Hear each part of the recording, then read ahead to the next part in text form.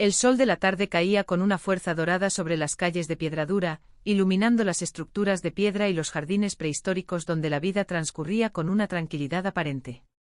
Pedro Picapiedra, un hombre de gran corazón y un entusiasmo a veces desmedido, se encontraba en el patio de su casa entregado a una actividad que para cualquier observador casual parecería extraña, pero que para él era de vital importancia.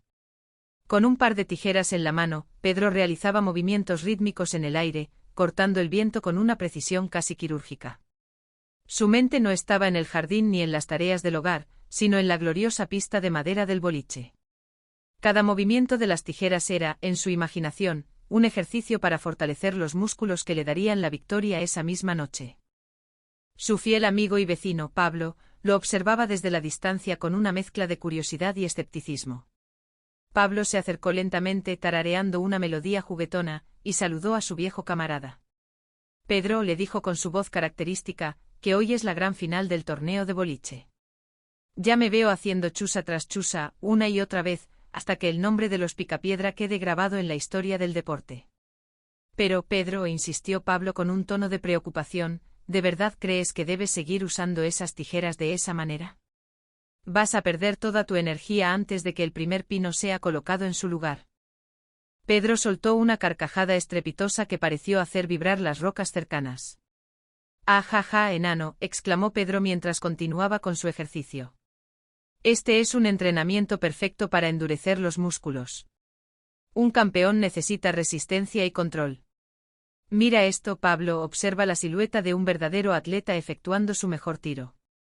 Pedro se posicionó con una gracia sorprendente para su tamaño, extendiendo el brazo como si lanzara una esfera pesada hacia el horizonte. Pablo, sin embargo, no estaba del todo convencido y sugirió que tal vez sería una buena idea llamar a Gazú para que le diera una mano o algún consejo místico. La sola mención de Gazú hizo que Pedro frunciera el ceño. «Enano, yo puedo hacer esto sin necesidad de él», respondió Pedro con firmeza.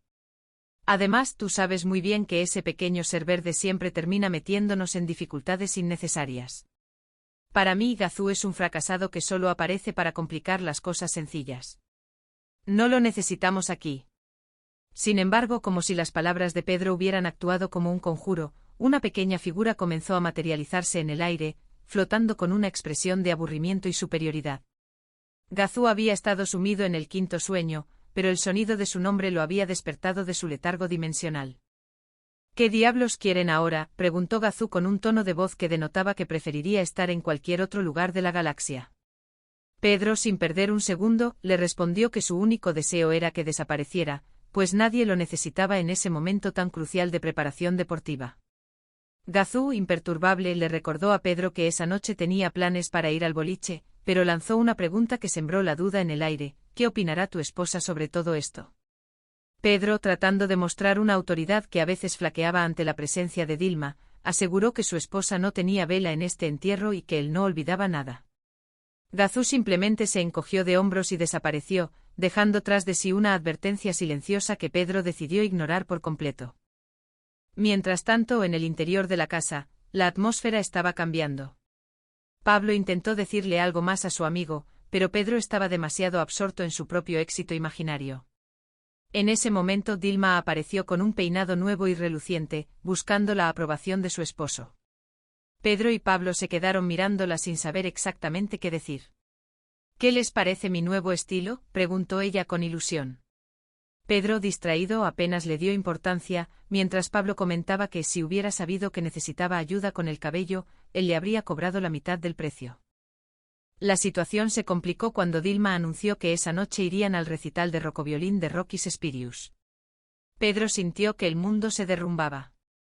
¿Un recital de música clásica cuando la final del torneo de boliche estaba en juego?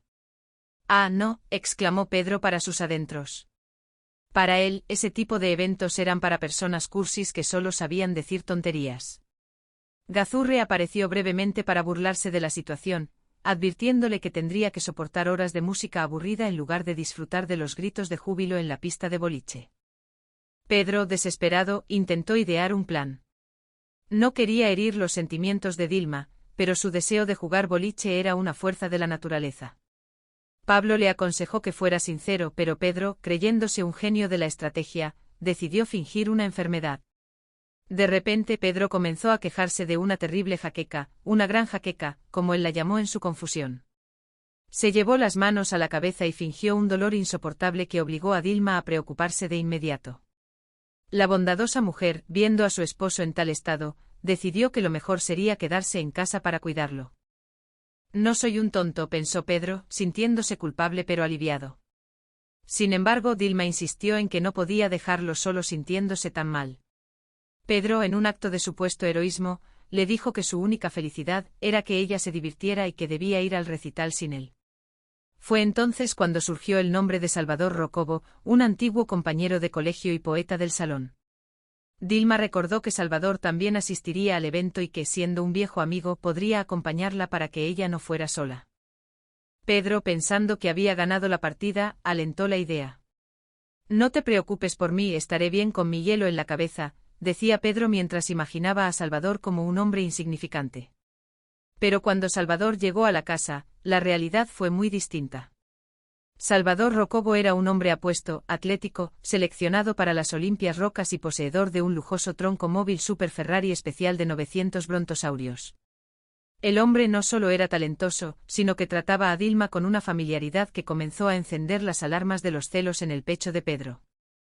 Salvador llamaba a Dilma Pecosita, un apodo cariñoso que usaba desde la infancia.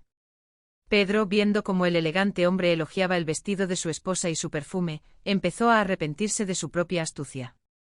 Dilma, por su parte, se veía radiante y emocionada por la velada, recordándole a Pedro que llevaban 9 años y medio de casados, casi 10 felices años, aunque Pedro insistía en que ya eran 10 para enfatizar su compromiso. Cuando Dilma y Salvador finalmente se marcharon hacia el recital en aquel vehículo ruidoso y moderno, Pedro se quedó en la sala con Pablo, sintiendo un vacío que el hielo en su cabeza no podía calmar. Pablo, siempre realista, le recordó que Salvador era un tipo muy bien parecido y con una posición magnífica. Pedro, tratando de ocultar su inseguridad, afirmaba que Dilma lo amaba y que no había nada de qué preocuparse, pero en el fondo de su alma, la imagen de ellos dos bailando bajo la luna llena lo atormentaba. Decidieron ir al boliche de todos modos, pero la mente de Pedro no estaba en el juego. Sus tiros eran erráticos y su concentración era nula. Cada vez que lanzaba la bola, veía la cara de satisfacción de Salvador en lugar de los pinos. Pablo intentaba animarlo, pero Pedro solo podía pensar en Vilma. Fue entonces cuando Gazú volvió a aparecer, ofreciendo sus servicios una vez más. Pedro, tragándose su orgullo, le pidió que le diera una lección a aquel gorila con cara de suficiencia que estaba con su esposa. Gazú, con un movimiento de sus dedos, aceleró el ritmo de la música en el recital, obligando a Salvador y a Dilma a bailar a una velocidad frenética. Pedro observaba la escena desde lejos, esperando ver a Salvador humillado, pero para su sorpresa, la pareja resultó ser extremadamente hábil en la pista, ganándose los aplausos de todos los presentes. Pedro, frustrado, decidió que la única forma de recuperar la atención de Dilma era dándole una sopa de su propio chocolate. Él también se luciría con otra mujer para despertar sus celos.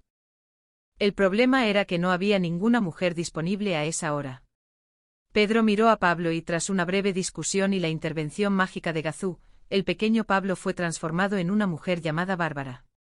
A pesar de las protestas de Pablo, Pedro lo llevó a la pista de baile del recital, presentándola como una antigua condiscípulo que estaba locamente enamorada de él. El plan fue un desastre cómico. Pedro intentó apapachar a Bárbara y bailar de manera exagerada frente a Dilma, pero ella apenas pareció inmutarse. Salvador seguía siendo el centro de atención y Dilma parecía estar pasando un momento agradable, o al menos eso creía Pedro. Finalmente, derrotado y sintiéndose como un cretino, Pedro decidió que era hora de volver a casa. Gazú devolvió a Pablo a su forma original y Pedro se sumió en la tristeza, convencido de que había perdido a su esposa por sus propias mentiras. Sin embargo, al llegar a su hogar, se encontró con una sorpresa. Dilma ya estaba allí, esperándolo. Ella le explicó que se había marchado temprano porque Salvador resultó ser un hombre increíblemente aburrido y vanidoso que no dejaba de hablar de sí mismo y de sus supuestas hazañas en las Olimpiadas. Dilma confesó que no soportaba a alguien así y que prefería 1000 veces estar con su esposo. Pedro, conmovido por la lealtad y el amor de su mujer, decidió confesar la verdad. Le pidió perdón por haber fingido la jaqueca para ir al boliche y por haber intentado engañarla.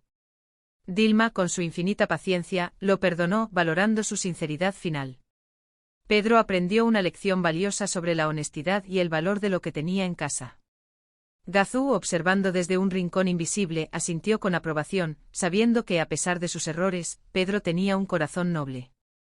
La noche terminó con una cena tranquila y la promesa de que en el futuro no habría más mentiras, mientras las estrellas de Piedradura brillaban sobre un hogar donde el amor y la risa volvían a reinar.